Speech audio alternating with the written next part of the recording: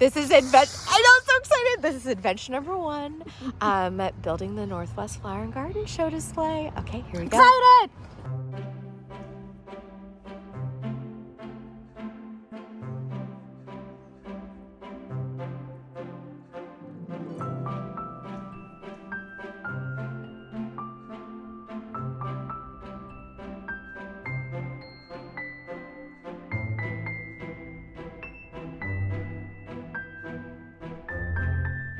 Very excited about our field trip today. We are going to Stone Heaven, Marinacos, and you're gonna come with me. We're gonna choose some rock. Okay, here we go. Beautiful morning at Marinacos. Oh my gosh. Just look at this.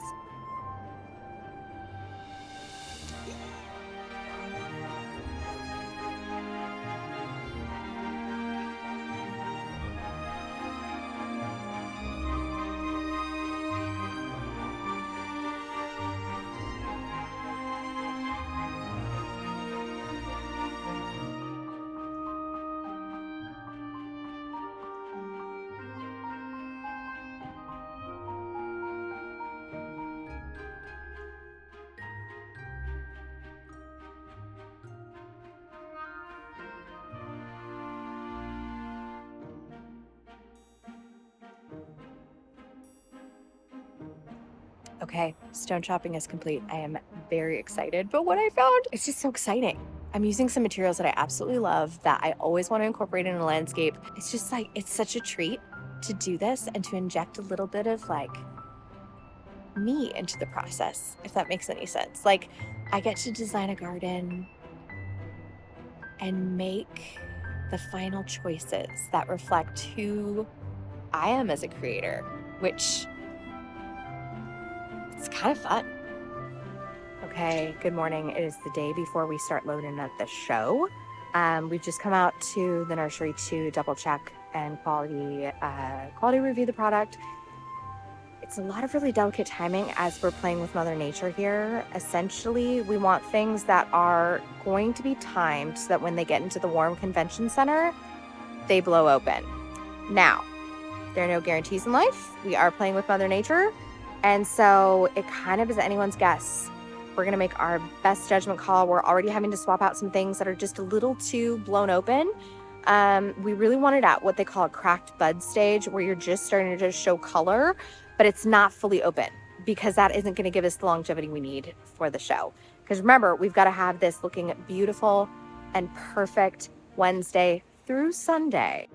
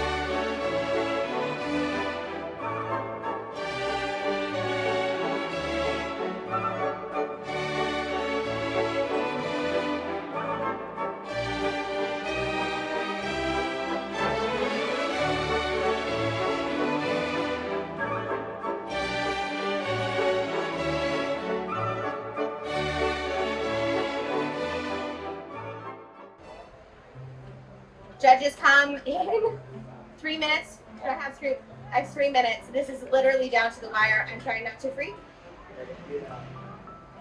And here she is. Dinner drop dead.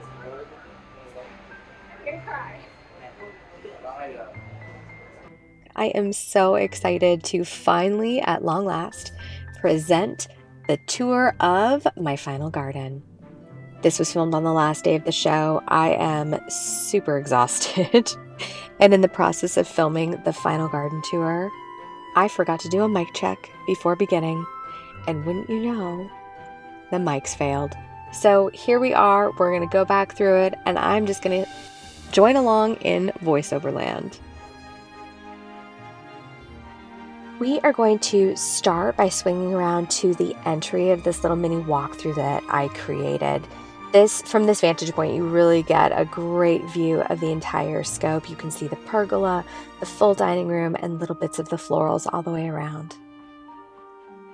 While this was a smaller garden, I still wanted it to feel like people could step into this space and immerse themselves a little bit. So we created this little tiny U-shaped pathway that gave a moment to enter in from the convention center floor and just pause for a moment. As we swing to the front of the dining patio, what I would love to call your attention to is this kind of crazy Alice in Wonderland tea party that I have created. I am opposed to things that are too perfect.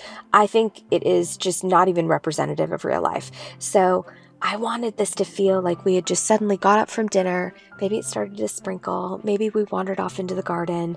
But that's why you'll notice napkins just thrown about, chairs pushed back at different angles. Just absolutely how we would have gotten up and left. Right here is one of my favorite parts of the exhibit. This basalt dish is really representative of one of my very first stone loves. I love water in the garden. I love the natural elements of stone. And something that is quarried from our region was really important for me to include. As the show went on, we had little bits of flowers fall off here and there, and we just simply threw them in, and it created this magical little moment, especially for little kids coming to the show. It was right at their eye level. These are the main steps going, of course, up to the dining patio. You can see me working on these in the previous video that I did with Iron Man Ornamental. And what we created was I did want, amidst all of this feminine floral, some really beautiful, hard, staple, masculine elements. So we created this with the flat bar steel, bringing in black basalt cobbles that when the lights were a little bit dimmed, it doesn't show up here, but this cobble gave off just the most lovely sparkle. Of course, going up either side, you can see these just beautifully created stanchions. I wanted, again, these to be masculine, yet also feminine with these beautiful vines almost just emerging from the ground. To anchor the right-hand side, we did end up bringing in another beautiful basalt boulder. I just thought, I don't like matchy-matchy, but I did want this entry to feel firmly anchored in place.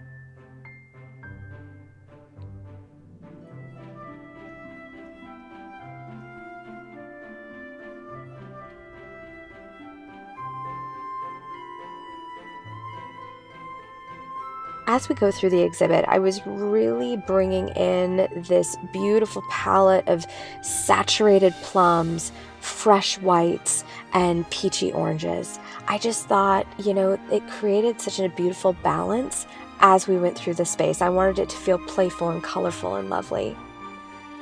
Across from the dining patio, you are going to notice this beautiful reclaimed piece that I brought in. This is actually from an old music shop. The whole purpose of this piece was to anchor in the feeling of this being a dining area. And of course, in most formal dining rooms, you have a hutch.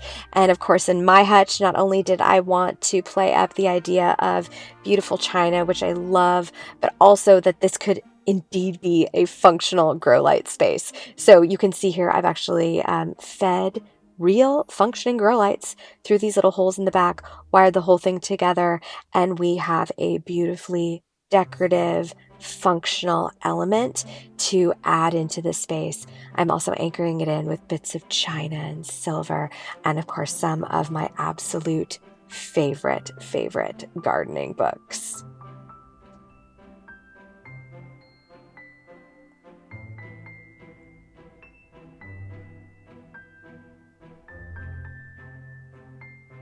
Up in the top of this beautiful piece, I really wanted to tell the story of who I am as a gardener. So, of course, you can see me, child of the 80s, on my big wheel in my very first vegetable garden. Books that I loved as a child. A picture of my little brother and my cousin and I in the garden. I believe that is also me and my cousin headfirst in the camellia. And then a little homage to my dad and our first cherry tree that we planted. I lost my dad in May of 2022, and I just miss him every day. And it was a way that I could bring him with me. And of course, all of my vintage dollhouse furniture and finger puppets. This was the surprise stunner of the show, and I cannot even tell you how many Instagram photos were taken in front of this beautiful sculptural weeping willow. The little catkins have actually blown open here, which gives it this like ethereal yellow twinkle. And I'm never mad when you really get to bring in the full scope of the plant. To anchor the corners of the pergola, I wanted to bring in a few taller elements. You can see I've brought in these beautiful birch trees. And of course, this is Carl front and center, Carl Fuchs. It's a cedar, and absolutely just like sexy and stunning and tall and moody. I love this tree. As we swing around to the right-hand side of the exhibit, this is where we enter the edible space. And like with all things with this exhibit, I really, again, wanted to push the boundary of what's edible and what's ornamental. So I'm mixing my bush beans and my primroses. I have rows of lavender and strawberries. I have little English daisy bellis along with chives. And I've placed everything in these really modern diagonal lines just to, again, move the eye through the exhibit. Give a fresh take on how our edible functional spaces can be absolutely decorative and beautiful as well. As a little nod to Dinner Interrupted, you're actually going to notice part of the exhibit was also labeling all of the plants, and I decided to use flatware instead of little tiny spikes. This is another beautiful stone piece from Marinakos Rock Center. We do have an older crowd that tends to come to the garden show, and I always think it's really lovely when I'm able to provide a spot for them just to rest for a minute and enjoy all of the details of this primarily edible portion of the space. As we come down the side, you are also going to notice my modern birdhouse. I've actually sized this to be the correct size for a black-capped chickadee, and I think it just echoed the lines of the pergola. It brought in a fresh, modern, slightly more masculine element to the space.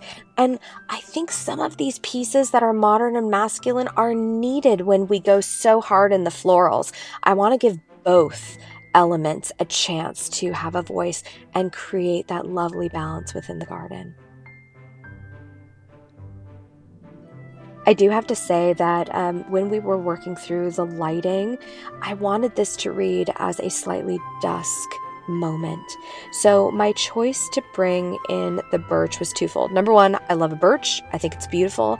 I think there is nothing that compares to the bark, but also it reflects the light so beautifully. You're going to notice I bring in a lot more little white elements here in the nasturtium. This is actually an Alaskan mixed nasturtium, and I didn't even grow it for the blooms. I literally grew it for this gorgeous leaf. Every single one is like a little tiny work of art. No two are the same, and how it just spits out those little tiny new leaves is 100% my cup of tea. Behind, we have this beautiful flowering red currant. Now, I selected this and I thought it was the King Edward variety, and I do think it actually is. But what's interesting is it came into full bloom indoors. And so instead of it having this vibrant pink, it was mostly white with just a little bit of a pink dusting. And it was such a treat to see. I actually was secretly hoping it would be the Alba variety, which I haven't seen in years and years. Here we are kind of like the quote-unquote back of the exhibit. I have anchored opposing corners with this gorgeous variegated viburnum. I think the white edge is just another one of those reflective moments. We are right up against this edible area, and unfortunately, after day one of the show, my entire back row of florals was getting squished because everyone was sitting here enjoying their lunch. Now, I am not opposing people enjoying my garden, but when you do, sit down and smash my flowers with your buns. That is where I talked to the show director and I was like, okay, could you please bring in like maybe a little row of chairs so people have a chance to eat? And they actually just ended up putting them right up against here. But essentially, I've taken the base of this yew hedge. I've brought in lovely, just yummy hellebore, Lakothaway, really, really super fun Jetfire daffodils. And of course, you can see down in here, and we've got those little white blooms coming up. And I even put in some Selaginella brownie eye, that really like beautiful mossy texture down in there to just add another little element. Now back on this back corner, we have another anchoring moment. This is Pinus Louis. I love him. So on the far side, we have Carl. On this side, we have Louis. And these are my two dates for the show. One thing that really blew people away was I actually grew mushrooms. And when we put them under these lights, they absolutely glowed. This is a pink oyster mushroom that I actually grew from a kit, and it was super, super easy to do. The one thing I struggled with during the show is the convention center actually gets really, really dry, and so I was constantly misting them. I've also created a little fern and hellebore forest back here. This is really the shade part of my garden, a nod to all of those beautiful shade elements that I absolutely love. And of course, Louis. I mean, this doesn't even show off how gorgeous he is, because when you get a really up close look at each needle, there's just a little bit of that bright green highlight here, and he adds this beautiful unstructured windswept look to the entire thing. Back here, you get another little sneak peek. You know, this garden was tricky. You had to be able to design it really coming and going from every single angle going around this exhibit. And what you can see here is, do you see these adorable camellia blossoms? I actually got this thing to bloom. I literally brought it into the basement. I babied it. I talked sweet nothings to it for like 3 weeks, and it bloomed. I cannot believe it. This is actually Nukio's gem. It's a gorgeous white. And then, of course, you're also going to notice I have, again, more strawberries. Again, playing with this element of what is edible, what is ornamental. Let's challenge the notion of only ornamental things can be beautiful. Edible things are beautiful too. Okay, and how about this? This is hilarious. As you walked around the garden show, someone was placing all these little teeny tiny elements everywhere. And of course, I couldn't bring myself to actually take them out of the display. I think they added something super duper fun to my little tea party area here. Of course, I can't do a Northwest garden without rhododendrons. And then as it kind of forms this arc coming down, you are going to notice I used sweet little blueberry bushes. These are bountiful blue blueberry bushes, and people were so blown away. They thought this was a nice little ornamental, and I'm like, no guys, this is a blueberry, and I will die on this hill. I think blueberry gives one of the best shows of fall color out there. This is on record. You can hear me say it for all eternity. Best fall color is fantastic. You'll notice I anchored this opposite corner with, again, another beautiful trio of pieras with that little variegated leaf. And then here, more blueberries. And this one had just the most bright, lovely new growth on it. It just electrified this whole area. And one challenge to the show is sometimes when you use daffodils and tulips that have a heavier head on them, that are maybe like multi-petaled, they tend to flop. And so the skeletal structure of the framework of this blueberry offered a really wonderful place to land. All right, friends, we are going to pop up into the dining area right now and give you a little closer look at these pots. Of course, I'm actually known in this area for my container design. I absolutely love doing it. And it was so fun to just, again, have a Mad Hatter moment. I just decided, let's throw caution to the wind. Let's have the pots match the blue and the white of the china, and let's just actually throw beautiful like silver and china into these pieces to add a little bit of sparkle, to add some whimsy, to give the eye a little Easter egg. I mean, come on, a little creamer. Why not? Why not? And this is actually a beautiful pink jasmine that I have growing up this rusted topiary form. Again, rusted elements, the shine of the silver, just playing in that contrast is so beautiful and spacious. And then what's a dining area without a little bit of a bar cart? You know, in my opinion, whether it's a cup of tea or a nice cocktail at the end of the day, having a refreshing beverage, a place to sit, good friends, this is the ticket. Now on the table, one thing that was like kind of a shocking hit was these little teacups that I planted with microgreens and then a few with succulents, and these gorgeous little candlesticks that were made by a local company called Gray Pants. They're LED, they have multiple settings, and they were, again, like a nod to history, a nod to the classic, but a really modern packaging. And I love these. They are not waterproof, but I have since used these for multiple dinners on my own dining patio.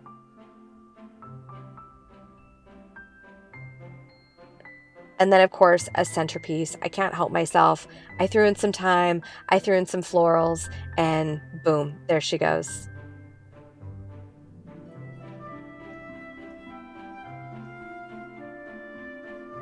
Now, as we spin towards the back of the dining area, I really wanted to play with lighting. I really wanted to, again, drive home this concept of the dining room. And so I hung a mirror. Yep, I hung a mirror. I stand by that choice. And actually, it was really cool because I was walking around at the end with a gentleman by the name of Dan. He was one of the judges. And one kind of concept that we started playing with is the idea of actually, if I had cut down the shrubbery, this yew hedge on the backside, and instead had put like a piece of art. So on one side you had the mirror, and on the backside you had an art. Anyways, I didn't end up doing that, but I thought it was such a fun idea to add more interest to the back of the display. And of course, I can't help. I got to zoom in one more time on this camellia. I still cannot believe I got this to bloom indoors for the show. Just so proud of that moment.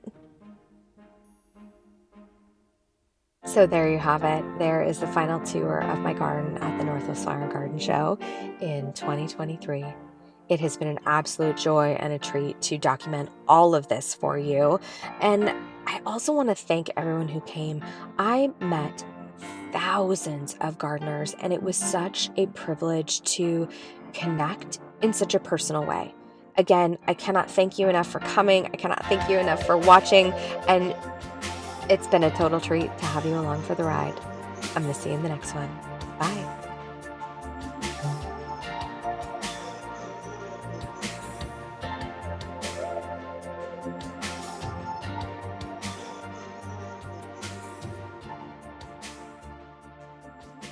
What do you mean? We got an award? No, it just is like, What's it called again? We I got don't an know. award. Is it top honors? Award.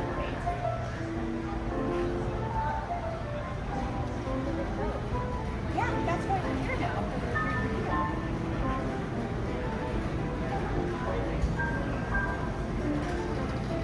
That's an award. I don't know what that means though. Stand on the sides of it.